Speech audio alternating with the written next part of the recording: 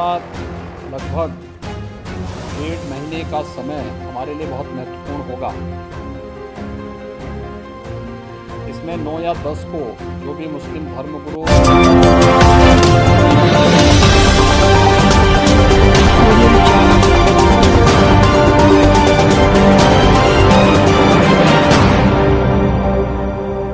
Video शुरू करने से पहले चैनल को सब्सक्राइब कर लीजिए और साथ में बेल आइकन को जरूर प्रेस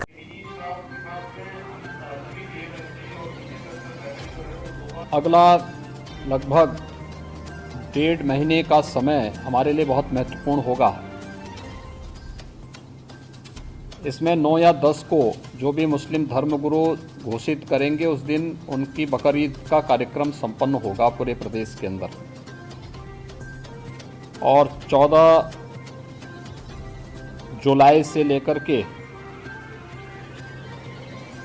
लगभग श्रावण पूर्णिमा तक यह पड़ेगा 12 अगस्त को रक्षाबंधन का पर्व भी पड़ेगा।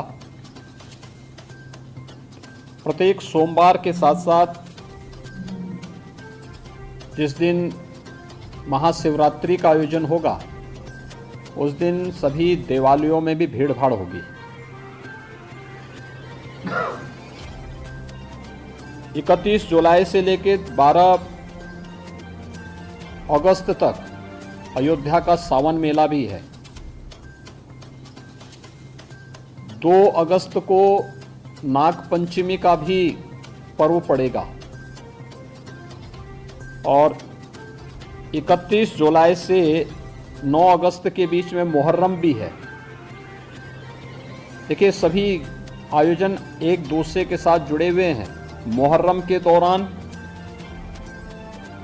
तृतीय सोमवार 1 अगस्त को पड़ेगा, चतुर्थ सोमवार 8 अगस्त को पड़ेगा।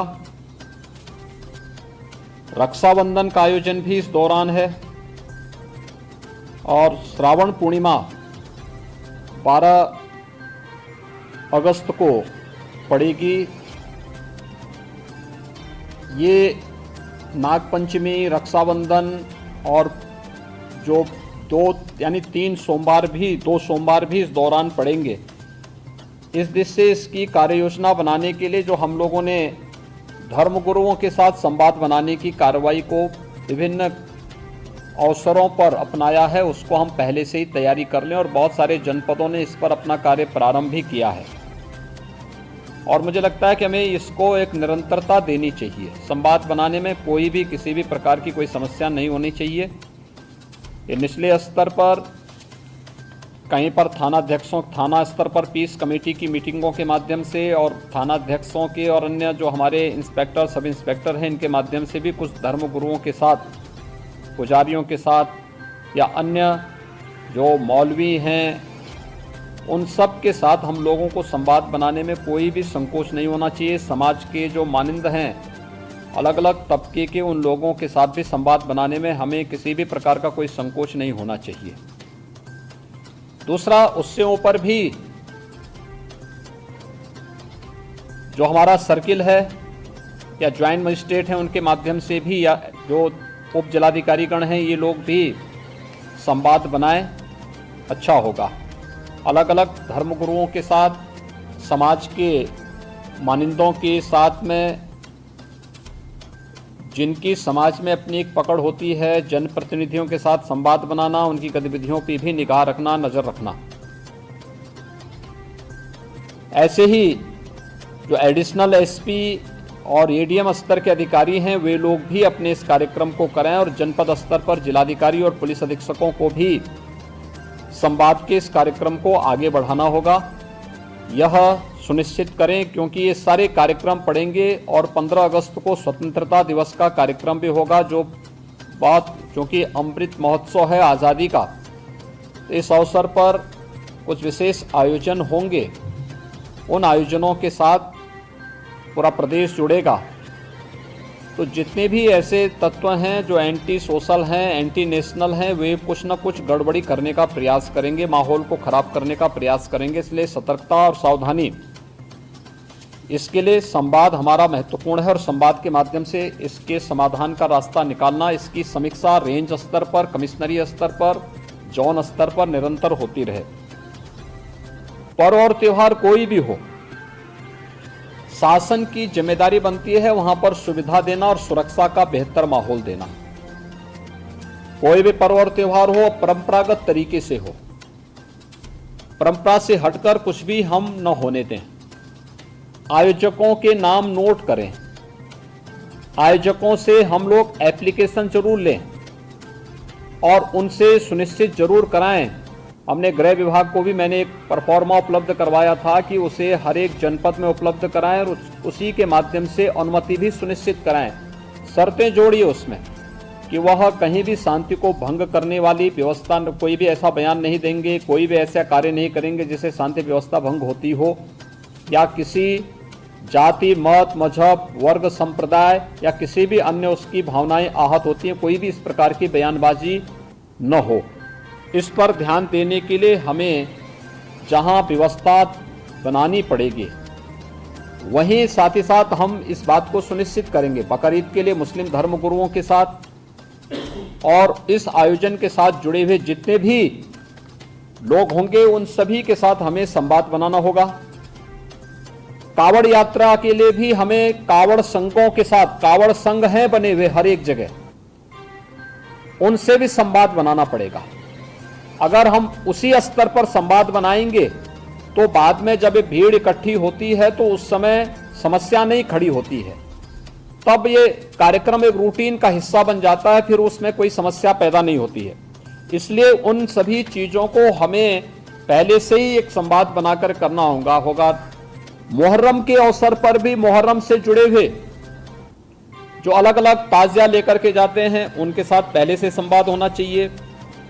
कहीं भी कावड़ यात्रियों का और मुहर्रम के जुलूस आपस में टकराने की नौबत ना आने पाए, इसके लिए पहले से रूट तैयार कर लेना, पहले से सुनिश्चित करना कि किसी की भावनाएं आहत भी न हो और दोनों कार्यक्रम संपन्न हो जाएं, परंपरा का उल्लंघन भी कहीं न हो, इस बात को सुनिश्चित करेंगे और इस पर हम लोग पहले से ही ध्यान देंगे जिससे कहीं भी कोई बात न हो। दूसरा, नगर विकास के द्वारा और पंचायती राज विभाग के द्वारा स्वच्छता को, सैनिटाइजेशन को जहां प्राथमिकता के आधार पर आगे बढ़ाना होगा, वैसे भी संचारी रोग नियंत्रण का एक कार्यक्रम 1 जुलाई से चल रहा है। स्वच्छता, सैनिटाइजेशन उसका प्रमुख पार्ट है। इसको हम विशेष रूप से एक अभियान के रूप में लें। बकरीद के दिन कुर्बानी जहां होगी वह सार्वजनिक स्थल नहीं होगा, जो निर्धारित स्थल और पहले से चली आ रही वहीं पर होगा। हम सुनिश्चित करें कि यह स्थान कोई सड़क, कोई चौराहा या कोई ऐसा सार्वजनिक पार्क या कोई ऐसा स्थल न हो जहां को लेकर के अनावश्यक विवाद हो। और कुर्बानी के बाद जो भी वहां पर सॉलिड वेस्ट पड़ा हो उन सबको निस्तारण करने की भी व्यवस्था की जानी चाहिए, चाहे वह आयोजक करें, चाहे वह नगर निकाय या पंचायती राज विभाग से जुड़े हुए लोग करें।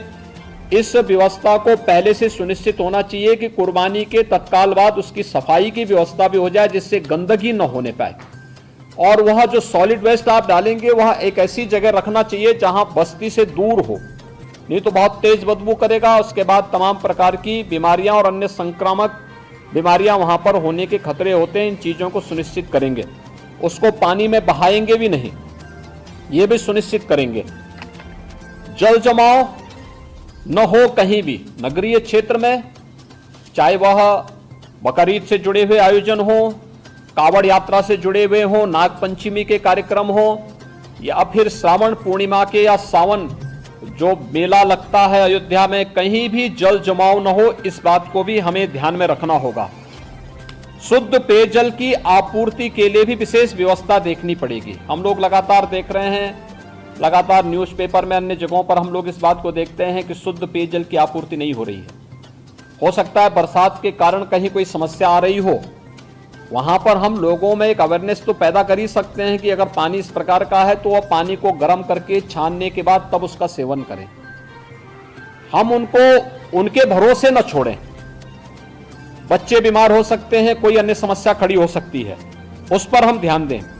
स्ट्रीट लाइट की व्यवस्था, बरसात के समय में वैसे भी इसके बारे में हमें अलर्ट रहना पड़ेगा। नगर निकायों को भी जहां जहां ये आयोजन हो और कावड़ यात्रा से जुड़े हुए जितने भी रूट हो वहां पर भी स्ट्रीट लाइट की व्यवस्था ठीक हो। सुरक्षा के प्रति अत्यंत सतर्क रहना पड़ेगा, पेट्रोलिंग बढ़ाना पड़ेगा, सोशल मीडिया पे नजर रखनी पड़ेगी और कोई भी व्यक्ति भड़काऊ बयान देता है या कोई भी ऐसी बयानबाजी करता है जो सुरक्षा के लिए या किसी समुदाय की भावनाओं को आहत करके उसे भड़काने की कार्रवाई कर रहा है तो हमें कार्रवाई करने से हिचकना नहीं चाहिए और बहुत सख्त कार्रवाई उन स्थितियों में हमें करनी चाहिए।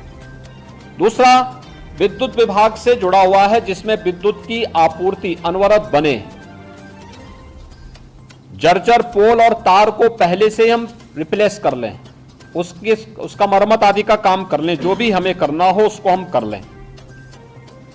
सड़कों की मरम्मत सुनिश्चित कर लें, एक ग्रामीण हो, शहरी क्षेत्र की सड़कें हो, जिन सभी संबंधित विभागों से हो, जिलाधिकारी और मंडलायुक्तगण इन सब की समीक्षा जनपद स्तर पर सुनिश्चित कर लें कि कहीं भी और जवाबदेही के साथ करवाएं, जल जमाव न हो, गंदगी न हो, सड़कों में गड्ढे न हो, इन बातों को हम सुनिश्चित करें। मीट मछली कावड़ यात्रा की रूट पर न हो, अच्छा होगा। अनावश्यक उसके कारण उत्तेजना पैदा हो सकती है या उस रूट पर कोई ऐसा कार्य न होने पाए, क्योंकि कभी कभी लोग शरारतन कर देते हैं कि उस रूट पर ही किसी प्रतिबंधित पशु को मार करके फेंक देते हैं जिससे वे लोग उत्तेजित हो सकें, क्योंकि जो शरारती तत्व हैं वो हर प्रकार का संभव प्रयास करेंगे। हमें उसके प्रति सतर्कता बरतनी चाहिए। ऐसे ही वह जो कार्यक्रम जो भी हो परंपरागत तरीके से हो, कुर्बानी प्रतिबंधित स्थलों पर न हो, या कावड़ यात्रा भी परंपरागत रूट से ही जाए, परंपरागत रूट से हटकर जाने की परमिशन हम कतई न दें और पहले से हम उन सबके साथ संवाद बना लें कि जबरदस्ती जो रूट नहीं है उस रूट पर जाने का कोई भी प्रयास न करें। इन बातों को हम सुनिश्चित करेंगे हर जनपद में, और जहां पर इन सभी कार्यक्रमों के लिए हो विशेष कंट्रोल रूम की स्थापना करके निश्चित उसकी वहां पर नियमित समीक्षा भी की जानी चाहिए। पीस कमेटी की बैठक के बारे में मैंने पहले कहा, यातायात प्रबंधन के बारे में भी जहां आवश्यक हो वहां पर हमें लोकल स्तर पर उसकी व्यवस्था सुनिश्चित करनी चाहिए।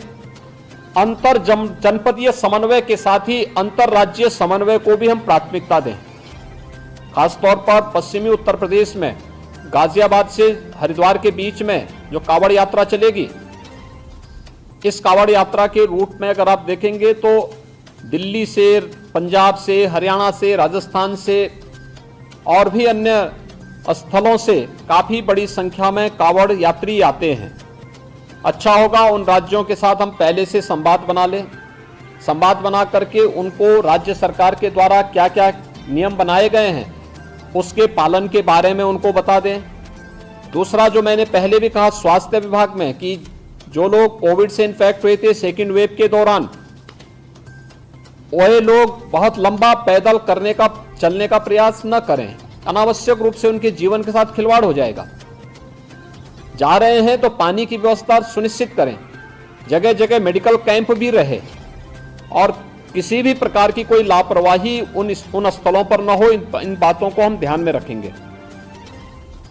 प्लास्टिक फ्री सभी आयोजन हो, किसी भी आयोजन में जब प्लास्टिक को हम लोग 19 में प्रतिबंधित कर चुके हैं और इधर भारत सरकार ने 1 जुलाई से प्लास्टिक पूरी तरह प्रतिबंधित किया है, तो हम लोग प्लास्टिक फ्री पूरी व्यवस्था को बनाने का प्रयास करें। स्वच्छता का विशेष ध्यान दें। कावड़ महिला और पुरुषों के लिए अलग अलग टॉयलेट हो, पर्याप्त मात्रा में जल की आपूर्ति वहां पर होती रहे, ये भी हम इसको देखें। और सतर्कता के लिए सेक्टर स्कीम अभी से हम लागू कर सकेंगे तो ये अच्छा होगा। इन सभी कार्यक्रमों को व्यवस्थित तरीके से अभी से लेकर के और स्वतंत्रता दिवस के कार्यक्रम के लिए जो भी आयोजन हर जनपद के लिए हर विद्यालय के लिए, हर ग्राम पंचायत के लिए हमारा प्रयास होना चाहिए कि ग्राम पंचायत के सचिवालय में भी स्वतंत्रता दिवस के दिन भारत का राष्ट्र झंडा फहराया जाए। नगर निकायों में होना चाहिए, हर नगर निकाय के अंदर अच्छा आयोजन होना चाहिए, सांस्कृतिक कार्यक्रम होना चाहिए, राष्ट्रभक्ति के गीतों को का वहां पर कार्यक्रम हो, स्वतंत्रता संग्राम सेनानियों को। दूसरा, शहीद परिवारों के लोगों को, रिटायर्ड जो आर्मी से जुड़े हुए जितने भी रिटायर्ड पर्सन हैं, इन सबको बुला करके उनका सम्मान हो। शहीद परिवारों को, शहीद परिवार सेना से जुड़े हो सकते हैं, पैरामिलिट्री से जुड़े हो सकते हैं, पुलिस से जुड़े हो सकते हैं, आखिर उन्होंने भी तो सुरक्षा में योगदान दिया है। उन लोगों के सम्मान का कार्यक्रम होना चाहिए, हर एक जगह होना चाहिए। स्थानीय स्तर पर हो सकता है आजादी की लड़ाई के दौरान बहुत सारे ऐसे योद्धा रहे होंगे जो इतिहास के पन्नों में गुम हो गए होंगे, अज्ञात होंगे, लेकिन लोकल स्तर पर उनका गायन होता है। लोकल स्तर पर लोक कथा के माध्यम से, लोक परंपरा के माध्यम से उनका श्रवण करते हैं। अच्छा होगा उन ग्राम पंचायतों में उनकी तस्वीर है तो उस तस्वीर के साथ हम वहां पे उन्हें इस अवसर पर श्रद्धांजलि देने का कार्य करें, उन्हें नमन करने का कार्य करें। तिरंगा हो, राष्ट्रगान, उन सभी गांवों में प्रयास हो कि ग्राम पंचायतें राष्ट्रगान उस अवसर पर वहां पर उसे आयोजित करें। जिन गांवों में अमृत सरोवर बन चुके हैं, अमृत सरोवर के तट पर ही यह आयोजन हो सके तो अच्छा होगा। उसकी फोटोग्राफ भी कलेक्ट करें ग्राम्य विकास विभाग कि ग्राम पंचायतों के साथ संवाद बना करके ग्राम्य विकास और पंचायती राज विभाग वहां पर इस कार्यक्रम को आयोजित करें। नगर विकास विभाग भी इस बात को सुनिश्चित करें कि अगर अमृत सरोवर बन चुके हो तो अमृत सरोवरों के तट पर भी कुछ कार्यक्रम लोकल पार्षद के नेतृत्व में इन आयोजनों को हम कर सकेंगे। उसका अपना एक मैसेज होगा। और समाज के हर तबके के मानिंदों को बुलाइए, जितने भी ऐसे सिविल सोसाइटी से जुड़े हुए नागरिक हैं उन लोगों को भी हमें इस आयोजन के साथ शामिल करना चाहिए और समाज के उन सभी लोगों को सम्मानित करना चाहिए जिनका योगदान राष्ट्रीय सुरक्षा के लिए या सुरक्षा बलों से लोग जुड़े हुए रहे हैं या कोई शहीद परिवार है, उन लोगों को हम लोगों को इस अवसर पर बुला करके सम्मानित करना चाहिए। इसकी एक विस्तृत कार्य योजना मुख्य सचिव के स्तर पर यहाँ पर राज्य स्तर से तैयार हो जाए और इसे भव्य रूप में आयोजित करने की व्यवस्था की जानी चाहिए।